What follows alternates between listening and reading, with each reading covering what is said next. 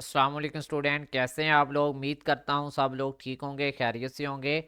तो स्टूडेंट, ये updated solution है। पहले भी मैंने CS 402 असाइनमेंट 1 स्प्रिंग 2026 का सॉल्यूशन अपलोड किया था, लेकिन उसमें माइनर मिस्टेक्स थी जिनको मैंने करेक्ट किया, अपडेट किया है और अपने जो टीचर्स हैं उनके साथ डिस्कस किया है इस चीज़ को लेके, क्योंकि स्टूडेंट कमेंट कर रहे थे। फिर मैंने उसको चेक किया, वाकई उस सॉल्यूशन में प्रॉब्लम था, तो मैंने इसको वेरीफाई किया है, अब ठीक किया है।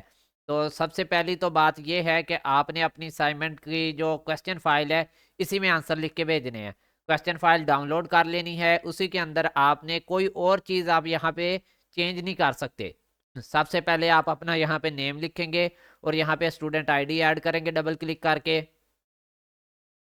उसके बाद इसी फाइल को सेव, फाइल के बटन पे जाके सेव के ऊपर क्लिक करके अपना आईडी नेम लगा के सेव कर लेना, ठीक है। और यही फाइल भेजनी है। आपके टीचर ने स्ट्रिक्टली कहा है कि कोई और फाइल मुझे ना भेजे, यही फाइल जो आपको बताई है, इसी के हाईलाइटेड बॉक्स जो हैं उनको फिल करके भेजना है। ये है आपका updated solution CS 402 assignment 1 spring 2026।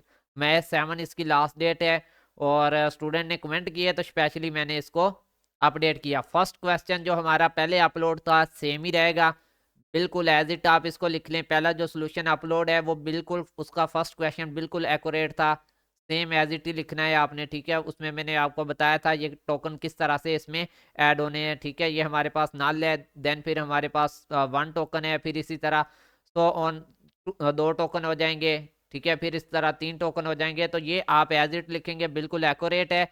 और प्रॉब्लम आया था क्वेश्चन नंबर 2 के अंदर, ये अब 100% एक्यूरेट है, इंशाल्लाह आपको फुल मार्क्स मिलेंगे।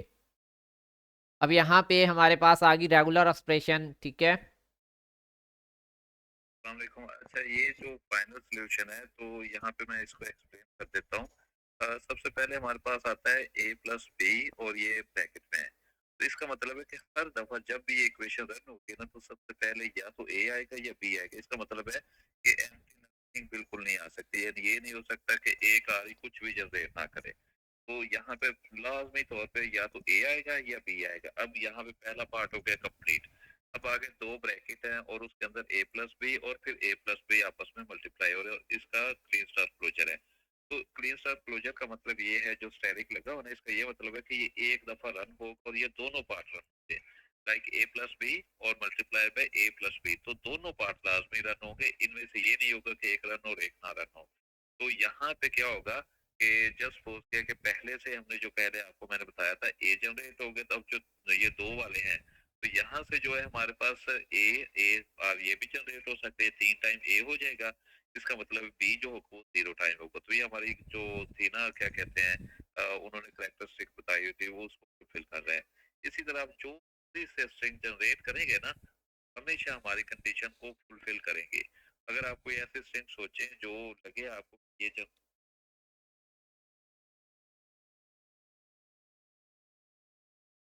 इसका जो पॉसिबल एफ है ना, वो इस तरह से बनेगा। देखिए ये माइनस जो स्टेट है ना, यहाँ से चाहे ए आएगा चाहे बी पर चला जाएगा, तो ये सबसे मिनिमल है।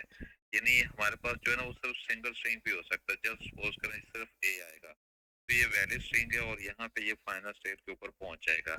अब हमें 3 और 4 की इसलिए जरूरत नहीं है क्योंकि उन्होंने मिनिमम एफ है क्या कहा हुआ है। अब क्या होगा कि जस्ट सपोज किया कि एक दफा ए आया उसके बाद कोई और लेटर आया, तो जस्ट सपोज किया अगर बी आया, ए बी, ए से फाइनल पे चला जाएगा और बी से फिर वापस आ जाएगा।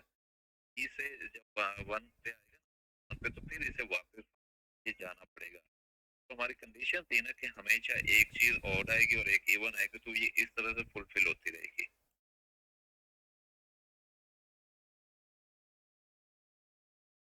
इसी तरह जो थर्ड पार्ट है, क्वेश्चन थर्ड, तो जब आर ही करेक्ट हो जाए ना तो फिर उसका बनाना थोड़ा सा इजी रहेगा। तो उन्होंने वहां पे पूछा मिनिमल एफ है। मिनिमल एफ का मतलब है कि जिसमें हम कम से कम स्ट्रिंग रख के ना वो हम जो स्ट्रिंग है ना उसको एक्सेप्ट करवा सकते हैं। तो इसके लिए हमें तो दो चाहिए। -1 हमारी स्टार्टिंग हो जाएगी और उन्होंने कहा कि 2, तो इसका मतलब हमें सिर्फ 2 चाहिए, तीसरी और चौथी रिक्वायर्ड नहीं है। वहाँ पे आप कुछ भी वर्ड लिख सकते हैं। मैंने नॉट रिक्वायर्ड लिखा तो आप उसकी जगह एन लिख दें, छोड़ दें, ये कुछ भी लिख दें, लाइक मतलब उनकी जरूरत नहीं है हमें। क्यों जरूरत नहीं है, उसकी वजह यह है कि उन्होंने कहा हुआ है कि मिनिमल एफ है और क्लियरली उन्होंने लिखा हुआ है। तो उस मिनिमल एफए की वजह से हम इसको जो थर्ड है और फोर्थ है उसकी हमें बिल्कुल ज़रूरत नहीं है। तो स्टूडेंट ये था आप लोगों का सोल्यूशन, बस आपने इसको फिल करना है। मैंने ना जो टीचर एक्सपर्ट हैं थ्योरी ऑफ ऑटोमेटा में उनके साथ डिस्कस करके अब इसको फाइनल किया है। आप इसको सबमिट करवाएं। आपके पास रेड बॉक्सेस में आंसर लगाने थे, आपने जस्ट इसी फाइल को भेजना है। रेड बॉक्सेस में आपके सामने मैंने आंसर लिख दिए हैं, आप भी इसी तरह आंसर लिखें और अपने टीचर को ये फाइल भेज दें। इंशाल्लाह आपको पूरे मार्क्स मिलेंगे। क्वेश्चन नंबर 2 भी मैंने अपडेट कर दिया, ये देख सकते हैं आप। और क्वेश्चन नंबर 3 को भी मैंने अपडेट कर दिया है। ये 100% ओके है। मिलते हैं न्यू वीडियो में, तब तक के लिए अल्लाह हाफिज़, फिमानिल्लाह, अपना ख्याल रखिएगा।